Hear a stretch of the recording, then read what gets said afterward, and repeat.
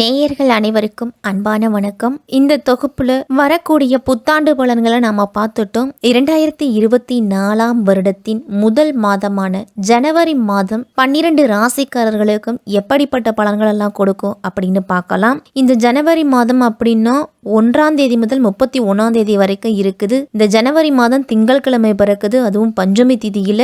தமிழ் மாதத்துக்கு பார்த்தோம் அப்படின்னா மார்கழி மாதம் 16ஆம் தேதி முதல் தை மாதம் 17ஆம் தேதி வரைக்கும் இருக்குது இந்த ஜனவரி மாதம். இந்த ஜனவரி மாதத்துல கிரகங்களோட நிலைகள்லாம் எப்படி இருக்கு அப்படின்னு பார்க்கலாம். இந்த மாதம் நமக்கு எப்படிப்பட்ட பலன்கள்லாம் கிடைக்கும் அப்படின்னு நம்ம எல்லாருமே ஆவலாவே இருப்போம். கிரக நிலைகளை பார்த்தோம் அப்படின்னா சூரியன் தனுசு ராசியில 15ஆம் தேதி வரைக்கும் இருக்கிறாரு. அதன் பிறகு மகர ராசியில இருக்கிறாரு. சூரியன் செவ்வாயில சஞ்சரிக்கிறாரு. புதன் விருச்சிக ராசியில 8ஆம் தேதி வரைக்கும் இருக்கிறாரு. அதன் பிறகு தனுசு ராசிக்கு போறாரு.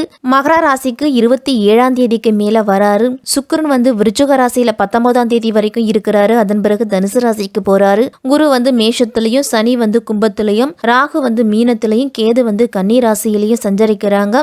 இப்படிப்பட்ட கிரகங்களோட அமைப்புல தான் இந்த ஜனவரி மாதம் பிறக்குது. ஆன்மீகத்தில் அதிகம் நாட்டம் கொண்டவர்கள் தான் இந்த தனுசு ராசிக்காரர்கள்.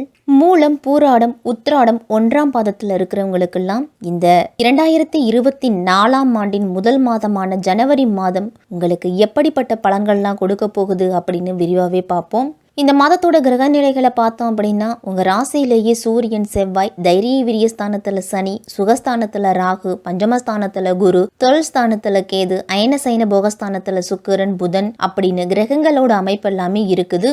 குரு பகவானை ராசிநாதனாக கொண்ட தனுசு ராசிக்காரர்களே, உங்களுக்கு இந்த மாதம் எடுத்த காரியத்தை செய்து முடிக்கும் ஆற்றல் அப்படிங்கிறது கிடைக்கும். கொடுத்த வாக்கை காப்பாற்ற மிகவும் பாடுபடுவீங்க. எனவே எந்த விதமான வாக்குறுதியும் கொடுக்கும் பொழுது ஒரு முறைக்கு இருமுறை யோசித்து கொடுக்கணும். அடுத்தவருக்கு செய்யும் உதவிகள்லாம் சில நேரத்துல உங்களுக்கு எதிராக மாறலாம். அதனால கவனமா இருக்கணும். பண வரவு அப்படிங்கிறது இந்த மாதத்துல உங்களுக்கு சற்று குறைபாடா தான் இருக்கும். சூரியன் செவ்வாயும் இணைஞ்சு தனுசு ராசியில பயணம் செய்யறதால கோபத்தை கட்டுப்படுத்திக்கணும். அலுவலகத்துல உயர் அதிகாரிகளால மனசங்கடங்கள்லாம் வரலாம். திடீர் மருத்துவ செலவுகளும் அதிகரிக்கலாம். தனுசு ராசிக்காரர்களுக்கெல்லாம் இந்த மாதத்தின் 15ஆம் தேதிக்கு பிறகு திடீர் பணவரவுலாம் உண்டு. ஏற்றுமதி இறக்குமதி தொழில் தொடர்புகள்லாம் உங்களுக்கு லாபத்தை கொடுக்கும். உங்களுடைய வாக்கு வன்மையால பல காரியங்களை சாதித்து கொள்ளுவீங்க. குடும்பத்துக்காக செய்யும் செலவுகள்லாம் அதிகரிக்கலாம். குரு பகவானோட பயணத்தால பூர்வீக சொத்து விற்பனையின் மூலம் நல்ல பண வருமானம் கிடைக்கும். சொத்து சேர்க்கையும் உங்களுக்கு அதிகரிக்கும். அதிர்ஷ்ட தேவதையின் அருள் அப்படிங்கிறது பூரணமா உங்களுக்கு கிடைக்கும் இந்த ஜனவரி மாதத்துல. இந்த ஜனவரி மாதம் தனுசு ராசிக்காரர்களுக்கெல்லாம் நேரத்தையும் பணத்தையும் சற்று கடினமா சந்திக்க வேண்டிய மாதமா இருக்கும். இந்த மாதம் உங்களுக்கு அதிக வேலை பொருளா உண்டு. உங்களுடைய தேவைகளை பூர்த்தி செய்யறதுக்கு புத்திசாலித்தனமும் பணத்தையும் நீங்க செலவிட வேண்டியதா இருக்கும். அலுவலகத்துல உங்களுடைய இலக்குகளை அடைகிறதுக்கு நீங்க கடினமா உழைக்கணும். தொழிலை விரிவுபடுத்தும் விஷயத்துல எந்த ஒரு முடிவும் சிந்தித்து எடுக்கிறது நல்லது. அல்லது அனுபவஸ்தர்களோட ஆலோசனையை கேட்டு அதன்படி செய்துக்குங்க. குடும்பம் தொடர்பான விஷயங்கள்ல பொறுப்புகள் அப்படிங்கறது சுமையா தோன்றலாம். தாம்பத்திய உறவுலாம் இனிமையும் நல்லிணக்கமும் இருக்கும்.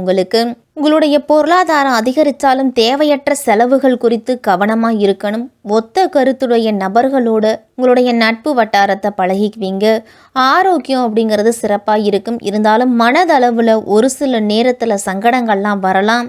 தொழில் வியாபாரம் மந்தமாக இருந்தாலும் பழைய பாக்கிகள்லாம் வசூலாவதில் சூடு பிடிக்கும். புதிய ஆர்டர்கள் கிடைக்கிறதுல தாமதம் வரலாம். இந்த மாதத்தில் உத்தியோகஸ்தர்கள்லாம் மிகவும் கவனமாக தங்களுடைய பணிகளை கவனிக்கணும். மேலதிகாரிகள், சக பணியாளர்களை எல்லாரையுமே நீங்கள் அனுசரித்து போகிறது தான் நல்லது. தனிப்பட்ட வாழ்வில் முன்னேற்றம் வாய்ப்புகளை எல்லாத்தையும் விரிவுபடுத்துவீங்க.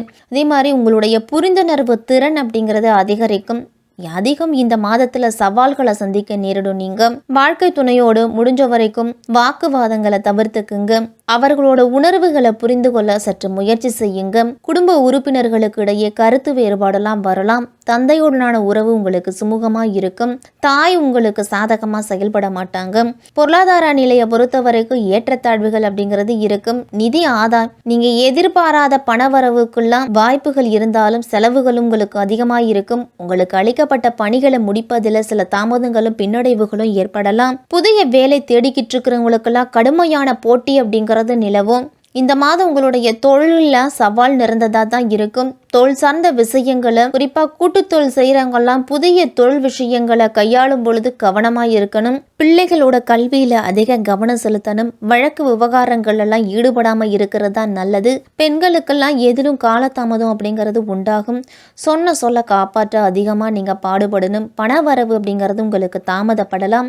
கலைத்துறையில் இருக்கிறவங்களுக்கெல்லாம் உடன் பணிபுரிபவர்களோட வீண் வாக்குவாதங்கள் வரும். அதனால கவனத்தோடு இருக்கணும். முடிஞ்ச வரைக்கும் அவர்களை அனுசரித்து போங்க. எந்த செயலா இருந்தாலும் முழு கவனத்தோடு ஈடுபட்டீங்க அப்படின்னா உங்களுக்கு நன்மையை கொடுக்கும்.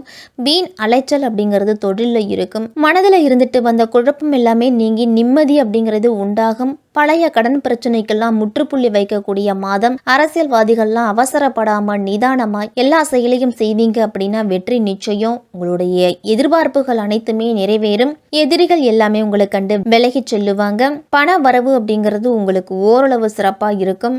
நண்பர்களால் உங்களுக்கு உதவிகள்லாம் கிடைக்கும். புதிய நபர்களோட நட்பும் அதனால மகிழ்ச்சியும் உண்டாகும். உங்களுக்கு இந்த மாதம் ஆரோக்கியம் அனுகூலமாக இருந்தாலும் நீண்ட நாள் நோய் இருக்கிறவங்கெல்லாம் சற்று சிகிச்சை எடுத்துக்கிறது நல்லது.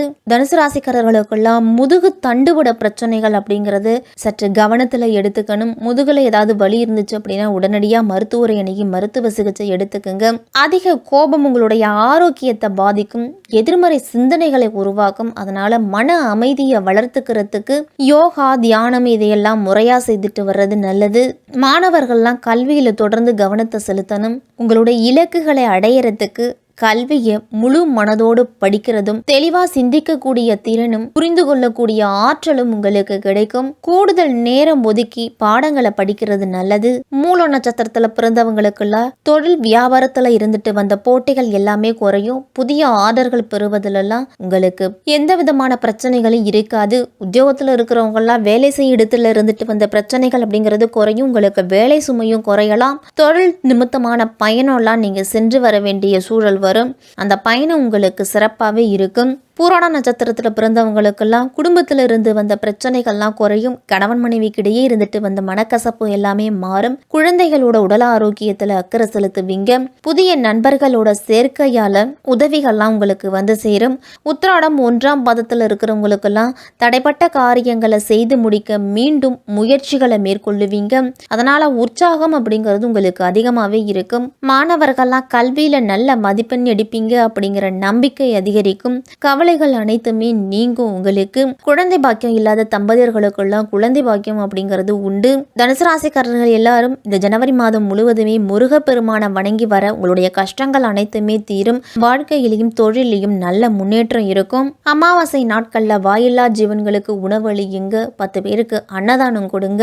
உங்களுடைய குல தெய்வத்தை மனதார நினைச்சு கும்பிட்டுட்டு அன்றாட பணிகளை தொடங்குங்க. பொருளாதார ரீதியாகவும் உடல் ஆரோக்கியம் சம்பந்தமாகவும் நல்ல முன்னேற்றம் இருக்கும்.